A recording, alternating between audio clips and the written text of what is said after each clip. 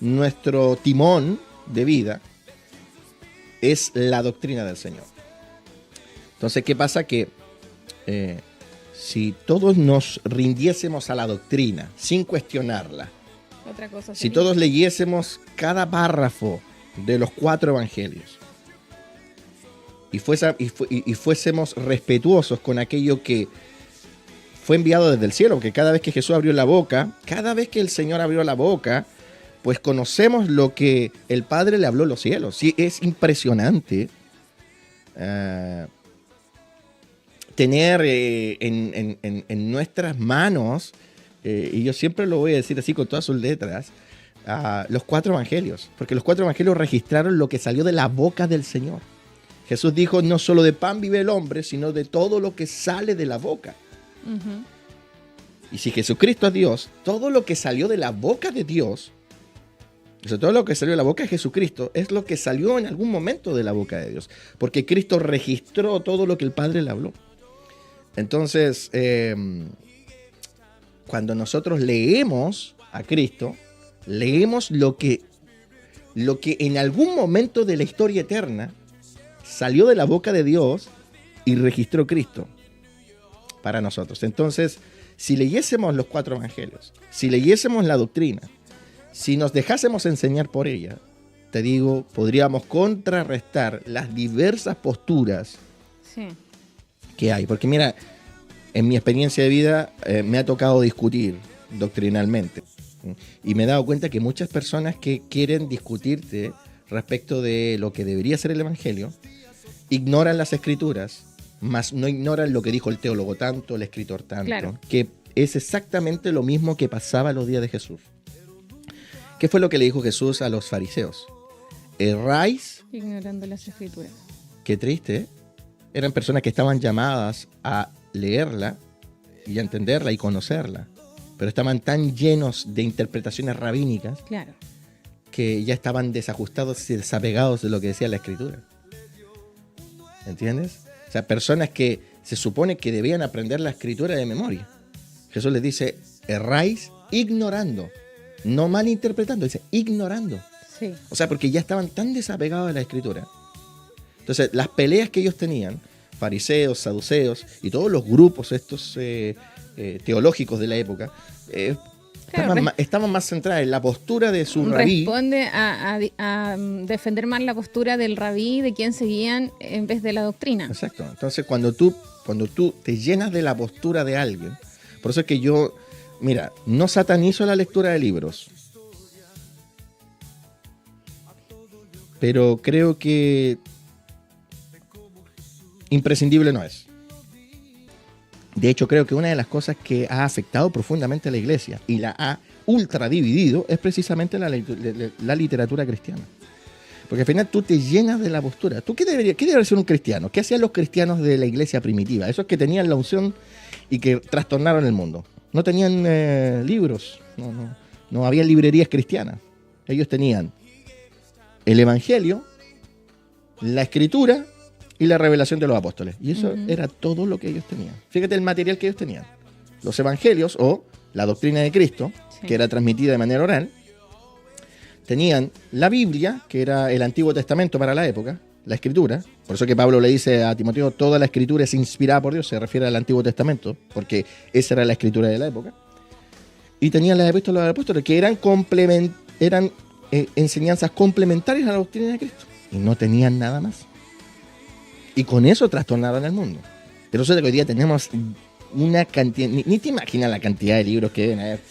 Es cuestión que te das una vuelta por una librería y te das cuenta de la cantidad de literatura. Pero, Y literatura nueva que va dejando obsoleta la antigua. Porque, por ejemplo, yo me recuerdo que mi madre, que también participaban en la misma iglesia que yo, bueno, ellos me llevaron a esa iglesia, ellos también leían libros. Y me recuerdo de las librerías de la época. Y muchos de esos libros hoy día casi no se toman en cuenta. O sea, cómo las nuevas posturas van desestimando las antiguas. sí. Y al final eso es la literatura. Y eso es al final lo que van creando los seminarios teológicos. Filósofos cristianos que no tienen como objetivo, no quiero meterlo a todo al saco, porque hay buenos teólogos, ¿eh?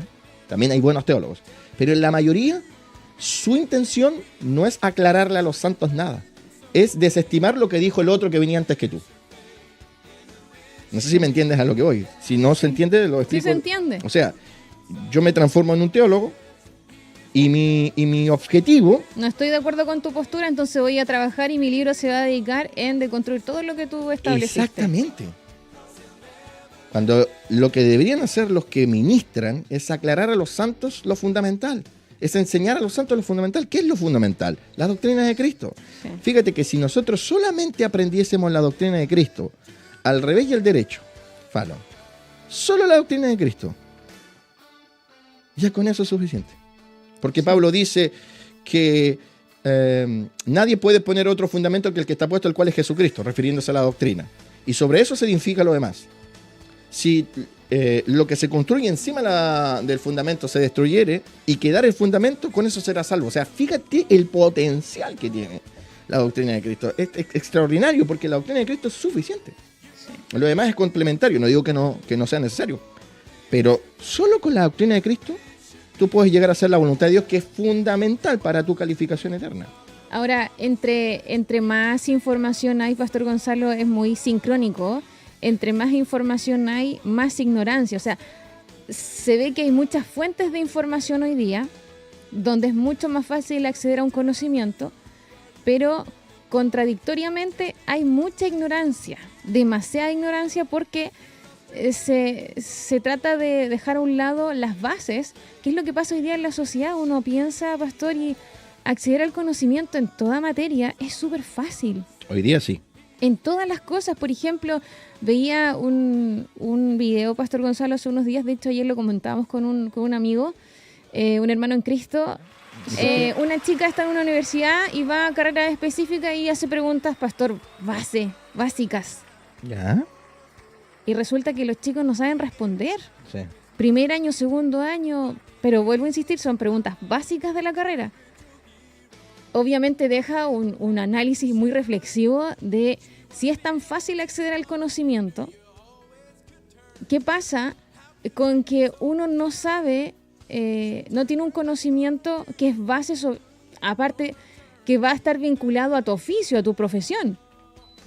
Y lo mismo pasa hoy día dentro de la iglesia. Si finalmente lo que pasa en el mundo después, de una u otra manera, termina sucediendo dentro de la iglesia, las cuatro paredes de la iglesia. Sí, la iglesia se deja permear por lo que pasa en el mundo. Exactamente. O sea, hoy día uno piensa, hay tanta información y tanto libro, y se potencian, ¿no?, los libros cristianos, la literatura cristiana, pero se deja de tener el foco en lo más valioso que debiese ser la raíz de toda la literatura cristiana, se supone. Sí. No de posturas o de ideas que sean más personal y que finalmente se desapegan muchísimo de lo que es realmente el sentido de las escrituras. Aparte que hay otra cosa súper importante, la estructura de la iglesia, la forma en cómo Dios estableció la iglesia por medio de Jesucristo, responde a dinámicas que si no se ejecutan de la manera correcta, entonces el resultado, por supuesto que no va a ser nunca el que tú se espera. Por ejemplo,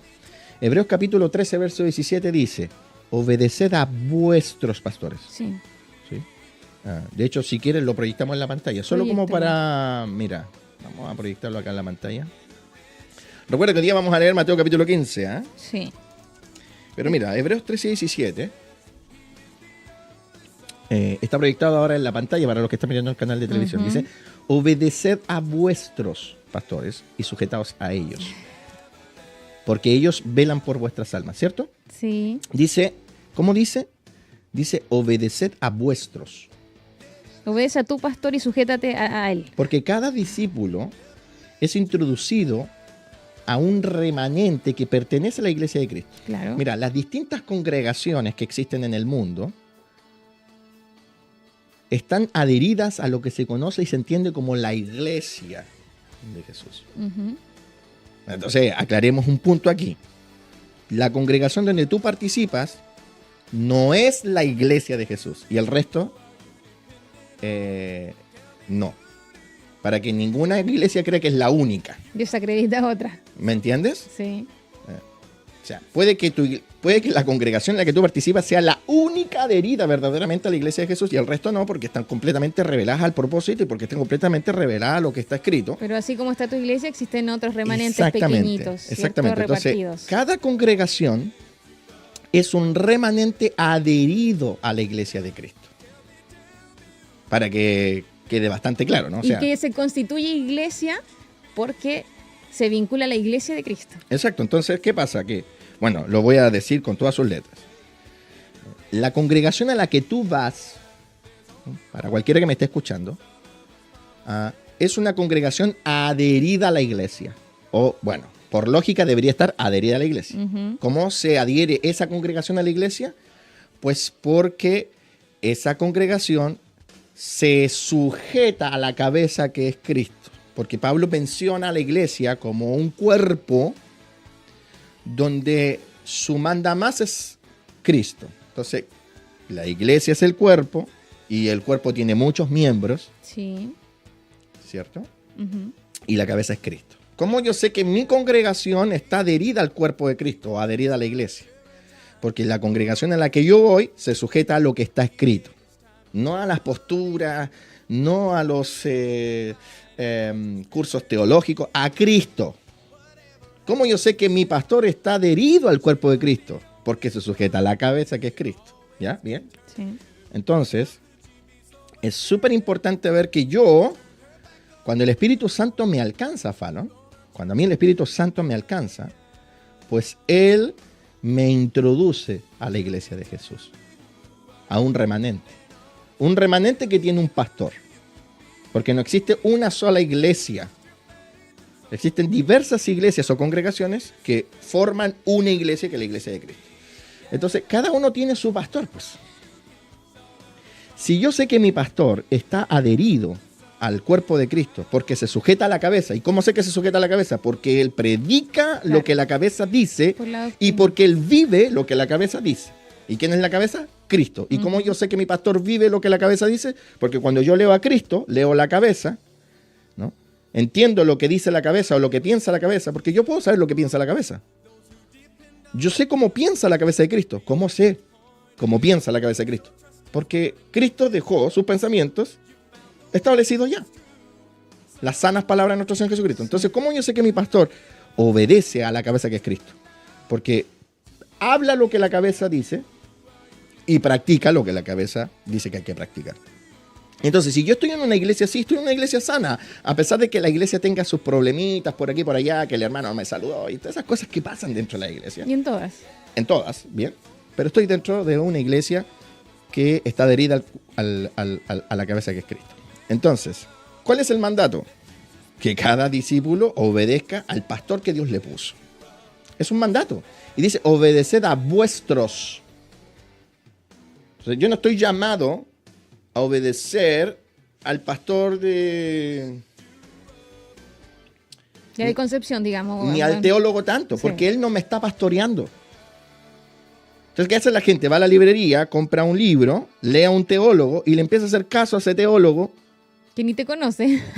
¿Y cómo te resuelve las preguntas ese teólogo? Sí. Ya, tú lees y le haces caso a todo y de pronto no te funciona lo que él escribió en un libro. ¿Cómo te lo resuelve? Las preguntas que tú tienes, ¿cómo te las aclara? Ujú. ¿Cómo te muestra que lo que él escribió es real en su vida? Entonces, la gente ha caído en un engaño con respecto a la literatura muy grande. Por eso digo, no hay que satanizarla, porque tampoco es que toda la literatura es mala. Exacto. Hay escritos muy buenos, pero ¿son realmente necesarios?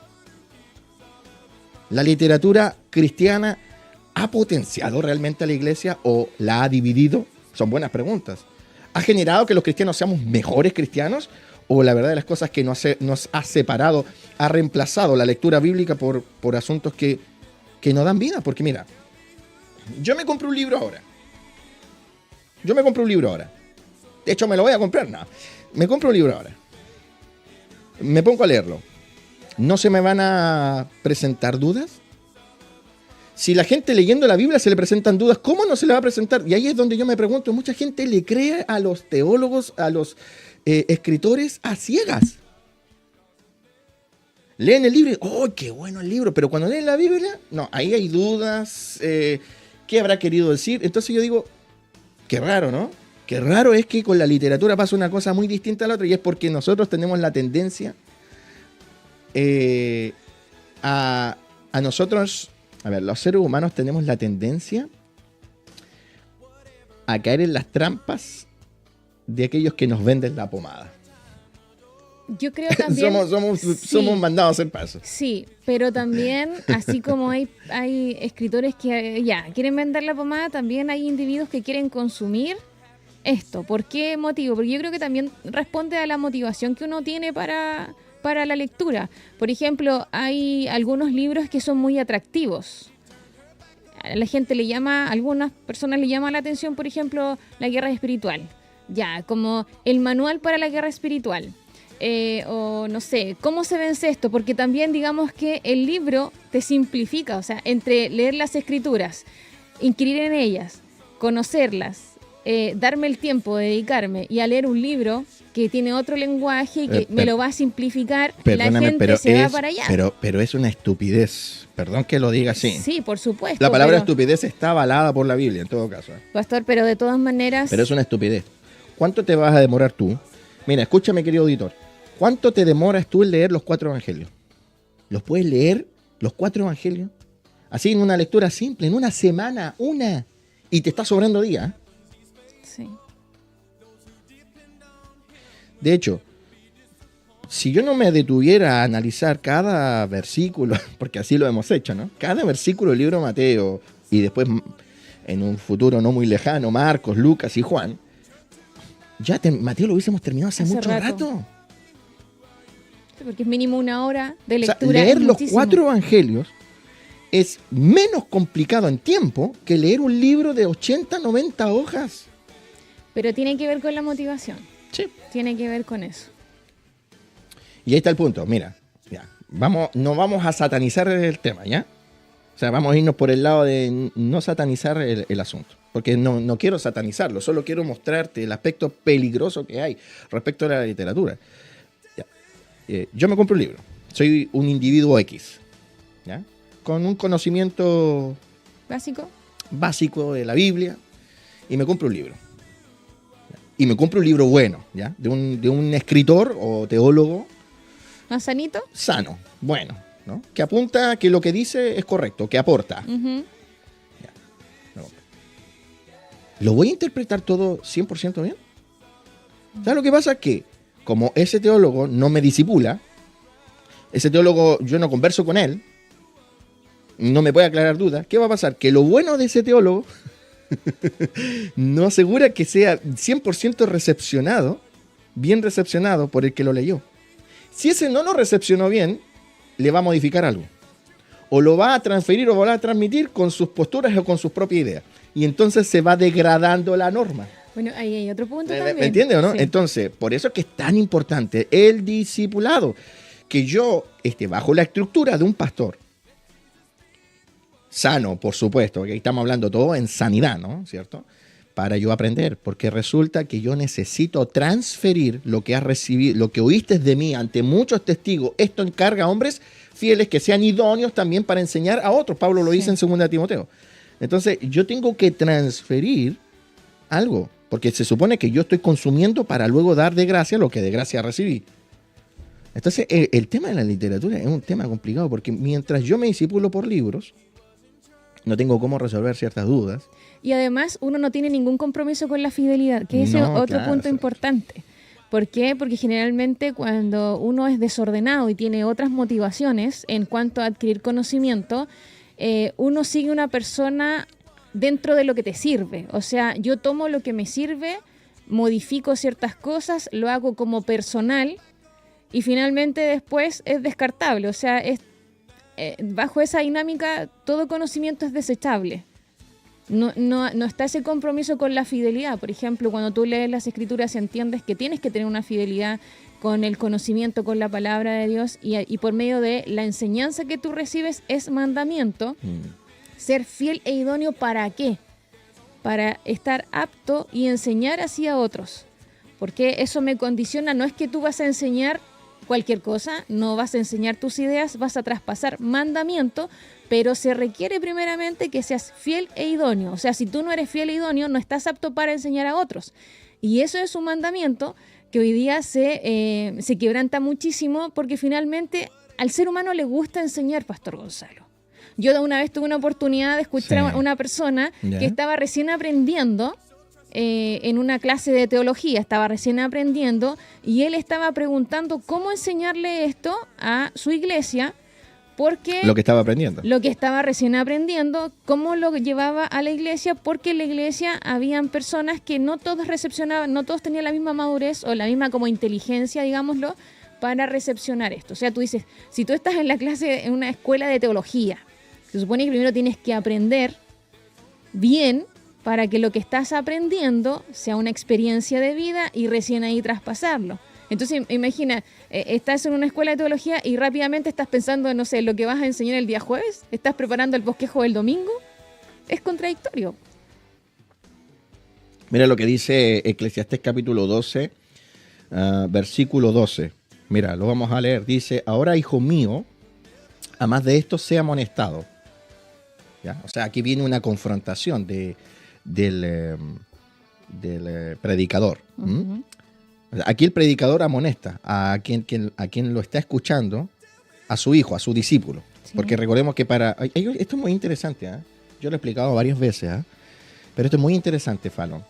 La palabra hijo en el Antiguo Testamento, que tú la vas a encontrar en Proverbios, la vas a encontrar en los escritos de Reyes, por ejemplo, cuando aparece la historia de Elías, ¿no? Los hijos de los profetas. La palabra hijo, cuando se ocupa la palabra hijos en el Antiguo Testamento, no refiriéndose a un ser con vinculación genética, ¿sí? ¿Cierto? Hijo en cuanto a... un aspecto natural. Sí, en cuanto a ser progenitor, ¿sí? Genético. La palabra hijo en el Antiguo Testamento se ocupa, porque los israelitas ocupaban la palabra hijo porque para judíos era el símil de la palabra discípulo. Porque hay que entender que la palabra discípulo, en estricto rigor, es una palabra griega. La palabra mathetes se escribe M-A-T-H, o se podría pronunciar también matetes, pero en realidad es mathetes, ¿ya? Como con Z. Uh-huh. ¿Ya? Entonces, cuando tú lees en el Nuevo Testamento, la palabra discípulo es una palabra griega. Pero hay que recordar que Jesús hablaba en hebreo, los discípulos hablaban en hebreo, ¿no? Y el Antiguo Testamento está escrito en hebreo y arameo. Por lo tanto, no existe la palabra matetes en el hebreo, porque lógico, ¿no? Es una palabra griega. Es como la palabra thank you. ¿Existe la palabra thank you en el español? No existe. Nosotros entendemos que thank you o thanks es gracias. Sí. Pero nosotros no usamos esa palabra. ¿Entiendes? Entonces, si tú pones la palabra thanks, Fallon, sí, en un papel y tú sabes inglés, entiendes que thanks es gracia. Pero cuando tú vas al español, tú te das cuenta que la palabra gracia o la palabra para agradecer en el español comienza con G, no con T. Porque recordemos que gracias en inglés comienza con una T, uh-huh. En cambio gracias en el español comienza con G. Pero son palabras similares. O sea, si yo quiero usar el inglés como referencia para mi idioma, tengo que hacer esa vinculación. Claro. O sea, thanks, gracias. Ya, entonces, cuando yo leo el griego, en el griego es mathetes. Pero en el hebreo la palabra es hijos. Entonces hay que entender que la palabra hijo en el idioma, en el lenguaje bíblico, es discípulo, para que nunca lo vea. Por eso que Juan le habla a los que le escribe hijitos míos. ¿Te fijas que Juan usaba la palabra hijitos? Sí. Pablo llamaba a Timoteo hijo, mi hijo amado. No porque ellos fueran sus progenitores, sino porque eran sus discípulos. Y Pablo tenía mente hebrea, Juan tenía mente hebrea. Sí. ¿Ya? Porque eran hebreos. Pablo dice, yo soy hebreo de hebreos, o sea, en mente hebrea. Entonces, cuando la Biblia menciona la palabra hijos, tienes que saber que hijos o discípulos es exactamente lo mismo. Ya, mira, ¿qué dice el texto? Ahora hijo mío, o sea, ahora discípulo. Eso está diciéndole el predicador a su discípulo. Porque recordemos que Eclesiastés es es un escrito del predicador a un discípulo. A todos los que somos discípulos. Entonces dice, ahora hijo mío, a más de esto sea amonestado. O sea, esto es una confrontación del predicador. No hay fin de hacer muchos libros. Y cuando dicen no hay fin, significa no hay propósito de hacer muchos libros. Está hablando el predicador, ¿eh? Y el estudio de la fatiga, el estudio es fatiga de la carne. El propósito de todo discurso oído, o el propósito de todo mensaje o sermón es este. Teme a Dios y guarda sus mandamientos, porque este es el todo del hombre. O sea, este texto bíblico, que está ahora nuevamente proyectado en la pantalla, preciso. Señala, con los mandamientos que Dios te ha dado, sí, con la doctrina de Cristo es suficiente. Claro. Si nosotros lo trasladamos ahora a la gracia, con la doctrina de Cristo es suficiente. No lo satanizamos, el tema de la literatura, pero es suficiente con la doctrina de Cristo. Por eso tenemos tanta diversidad de pensamiento dentro de la iglesia. La literatura ha generado eso.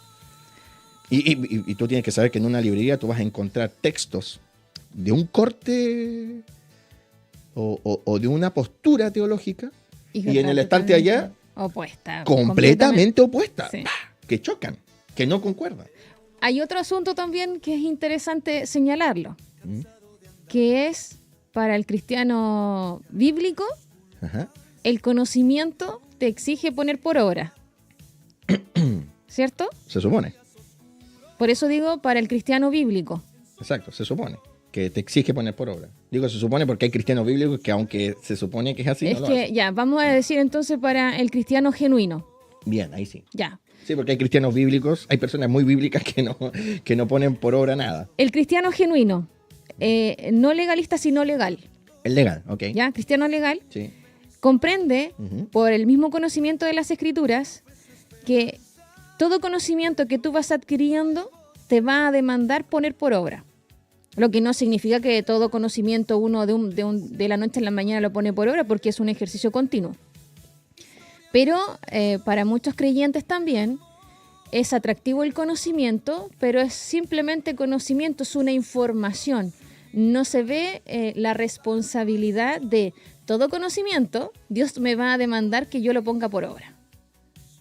Y esa es la diferencia entre unos y otros, y por eso a veces la gente es muy ligero para adquirir conocimiento y también anda buscando y buscando y como que no asume esa responsabilidad. Hey, todo lo que estoy adquiriendo, por ejemplo, ya voy a leer este libro. Me habla, no sé, de la paz. ¿Voy a leer una historia? ¿Voy a leer a una persona, a un escritor? ¿O voy a adquirir conocimiento para llevar a cabo cómo es la paz según Dios? Es distinto. Exacto. Exacto. Y fíjate que mientras hablabas de esto, yo creo que ahora nosotros podemos entender con mayor razón por qué hay tanta crisis espiritual. Porque tú bien decías hace un momento atrás también que a todo ser humano le gusta enseñar. Queremos siempre mostrarle a otro que sabemos. Pero siempre desde un punto de vista del diálogo. Y lo que más le importa a Dios es que nosotros podamos mostrarle a otro que sabemos, pero desde el punto de vista de la experiencia, de el llevar a cabo. Que otros te vean haciendo lo que tú luego replicas con la boca. Claro. Entonces, bueno, pero no hay que satanizar el tema. Mira, yo soy un pastor que enseño que con la Biblia es suficiente. Llevo 20 años pastoreando y mi único manual exigido para quienes participan en la congregación en la que yo pastoreo es la Biblia. Exigido, o sea, que yo tengo la experiencia de conocer gente que sabe más de libros que de la Biblia. Y me parece una locura. Sobre todo porque hoy día la Biblia está a disposición del creyente de una manera tan fácil, tan simple. Sí. O sea, tú puedes tener la Biblia en tu celular, en tu tablet, en tu computador, de papel. Y si no tienes en tu computador algún, programa, puedes encontrarla en internet. Y la gente no la lee. Entonces digo, antiguamente no se podía leer la Biblia, pero no porque no existiera. Hubo mucho tiempo que estuvo prohibida. Hubo mucho tiempo que en Europa solo se leían textos de ella en latín y no estaba al acceso de una persona. Porque, por ejemplo, esto lo hablamos la otra vez, una Biblia, si tú querías tener una Biblia para ti, te costaba el sueldo de todo un año. Pastor, y eso es importante. Saquemos la cuenta, mira. Como una herramienta de trabajo. Por ejemplo, para un informático, una herramienta de trabajo es el computador. Necesita un buen computador, procesador y todo lo demás que se conoce de un computador. Y cada persona cuenta con, según el oficio que desarrolla, necesita de una herramienta, un instrumento. Y si nosotros hablamos de la comparativa entre la riqueza que tienen las escrituras y el precio monetario, es súper bajo. Mira, estamos hablando 500, 600 años de esta fecha. Una Biblia costaba 6 millones de pesos si es que sacáramos el precio valor chileno, ¿no? Considerando que el sueldo mínimo de un chileno son 500.000 pesos, porque el sueldo mínimo son 500, ¿cierto? Si esos 500 lo multiplicas por 12, te da 6 millones de pesos. O sea, para poder tener una Biblia, estoy sacando una cifra así bien vaga, ¿no? Ajá. Podríamos ser más precisos, pero no vamos a entrar en ese detalle. Costaba el sueldo de todo un año. ¿Por qué? Porque el escriba te la transcribía a ti, porque no había imprenta. Sí. Entonces que cuando apareció la imprenta, el libro más imprimido fue la Biblia. Abarató los costos y eso permitió, ¿no?, que se pudiese repartir a gente que no podía tener acceso a ella. O sea que la invención de la imprenta es muy favorable para todo lo que es el tiempo de la Reforma, porque permitió que la gente leyera la Biblia. Y esa es la gracia de la Reforma. La Reforma, porque hay que recordar que está el tiempo de la Reforma, está la pre-Reforma. La Reforma, la gracia fue que la gente empezó a leer la Biblia. Y por eso es que muchos se empezaron a desvincular de la Iglesia Católica porque empezaron a leer la Biblia. Entonces, el potencial que tiene leer la Biblia. Bueno, fíjate, en esa época, una Biblia, si tú querías tener una Biblia, son 6 millones de pesos, pero quedándote sin sueldo mensual. Porque tú dices, ya son 6 millones y los puedo juntar. Sí, pero es que era el sueldo de todo un año. O sea, sin quedarte con nada para ti. O sea, es como que una persona hoy día ganara 500.000 pesos y esos 500.000 los tuviera que guardar. Claro. Y no pudiera ocupar ni un centavo de esos 500.000 pesos para su sustento diario. Sabemos que 500.000 pesos para sustentarse es muy poco, pero que no se quedara con nada. En un año, o sea, 12 meses, ¿cómo come? ¿Cómo vive? Entonces la gente no podía tener Biblia. Solo las personas adineradas podían tener Biblia a su favor. Entonces hubo una época oscura donde había una ignorancia de la Escritura. Y por eso es que la Iglesia Católica hizo y deshizo, pues. Por eso es que la Iglesia Católica, que tiene un génesis, voy a hacer comillas, cristiano, no lo vamos a negar, cuando tú estudias la historia de la Iglesia te vas a dar cuenta que hay una vinculación, se transformó en un imperio. Al final se terminó convirtiendo en el imperio romano disfrazado de algo religioso. ¿Por qué? Porque no había lectura bíblica. Nadie tenía idea de nada. Todo era lo que decía el curita, o lo que decía el sacerdote, o lo que decía el papa. Y si el papa decía cualquier burrada, lo único que iba a encontrar oposición, a lo mejor eran los sacerdotes que conocían la Escritura, los que tenían acceso a ella, pero el pueblo no. Entonces el pueblo creía. Aparte, hubo mucho tiempo que solo se hablaba en latín. Entonces, si tú no hablabas en latín, es como que yo hoy día fuera a una iglesia y el pastor José Luis me predicara en inglés. Yo en inglés no tengo idea. O sea, lo único que sé es Lord, Jesus, Welcome Home.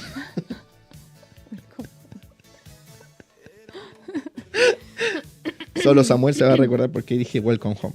Pero, ¿y tú? Pero imagínate que el pastor me predique en inglés. Voy a un culto, me cantan en inglés, me predican en inglés. Fui a puro perder el tiempo. Por eso que después acusamos que los católicos iban a solo pegarse el pecho. Sí, porque no, si hasta hace un siglo atrás era en latín la cosa. No entendías nada. Y ya te demostré que para tener una Biblia tenías que gastarte a épocas, a valores actuales, si es que estamos haciendo algo muy general, 6 millones de pesos. ¿Quién tiene 6 millones? A ver, levanten, a ver, escríbanos todos los que nos están escuchando. A todo esto, nos están escuchando, ¿no? Sí, Estamos solos ya. sí. No, bromeo. ¿Quién se atreve a decir si tiene 6 millones de pesos ahora? Yo le digo al tiro que no los tengo. Ya. ¿Quién tiene 6 millones de pesos para gastarse en una Biblia? O sea, para mucha gente, para más del 90% de la Claro. gente era impensado tener una Biblia. Sí, por eso también la tenían solo algunos. Ya, y hoy día la tenemos, pues. Hoy día no cuestan 6 millones de pesos. Sí. De hecho, si tú no tienes recursos, pero sí tienes internet en tu celular, puedes leerlas por algunos sitios web que te las ofrecen gratis. Y la gente no la lee, imagínate. Giovanni Damiano dice, yo no los tengo, pastor. Eres del clan Yo No Los Tengo. ¿Eh? Hashtag, yo no los tengo. Sí. Bueno. Ya. Y te transcribían la Biblia, no a tu idioma. Po.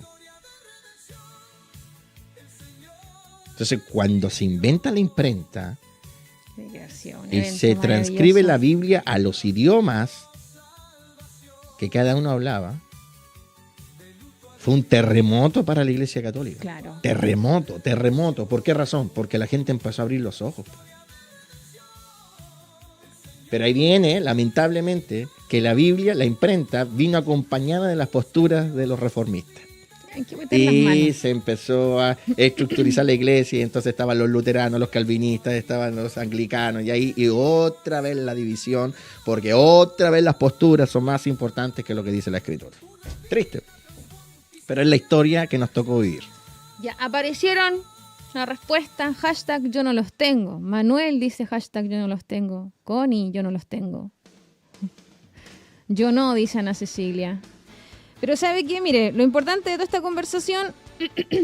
¿Conversamos? Es que, sí, pues, agradable conversación. Se nos fue la hora, ¿eh? Creo que lo importante es quedarnos con lo que señala el libro de Eclesiastés, entender que nosotros adquirimos el conocimiento y ese conocimiento debe ir acompañado de dos cosas súper importantes, que es el temor de Dios y guardar su palabra. O sea, que el conocimiento que vamos adquiriendo tenga la responsabilidad de guardar la palabra y también ser de aquellos que...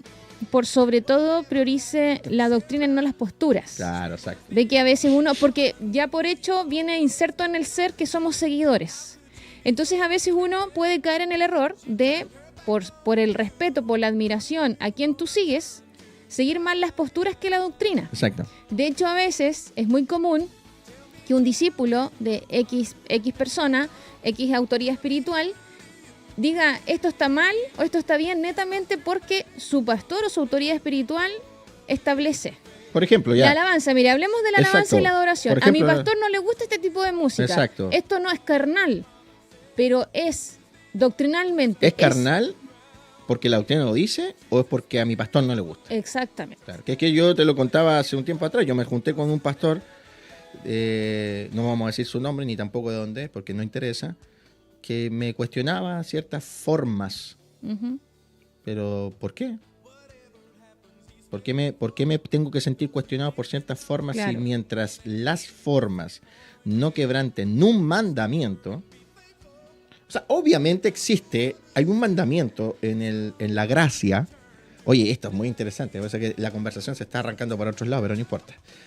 Hay un mandamiento en la gracia, esto es muy interesante, que dice que es la ley del amor. Ujú. Que si a tu hermano le causa tropiezo, deja de hacerlo tú, Exacto. ¿cierto? Sí. Pero esa ley no fue escrita para que tú vivas al antojo de otros. ¿Entiendes? Porque hay algunos que han malentendido esa ley. No es tú vives al antojo del otro. Claro, y el otro nunca se niega. ¿Entiendes? ¿Sí? Sí. O sea, hay que tener cuidado. Un día, cuando lleguemos a Romanos, vamos a explicar esa ley. Porque Pablo la menciona en Romanos. Claro. Por eso es que es importante la escritura. Oye, fíjate, Paulo Guerra dice, o sea que si tengo 3 Biblias en mi casa, tengo 18 millones de pesos. Una cosa así, Pablo. Tienes más de 18 millones de pesos, porque tener una sola Biblia te hace enteramente rico en lo espiritual. Exactamente. ¿Cómo puede cambiar tu vida? Ahí está toda la riqueza. Si tú lees la Biblia y nunca dejas de leerla. Sí, sí.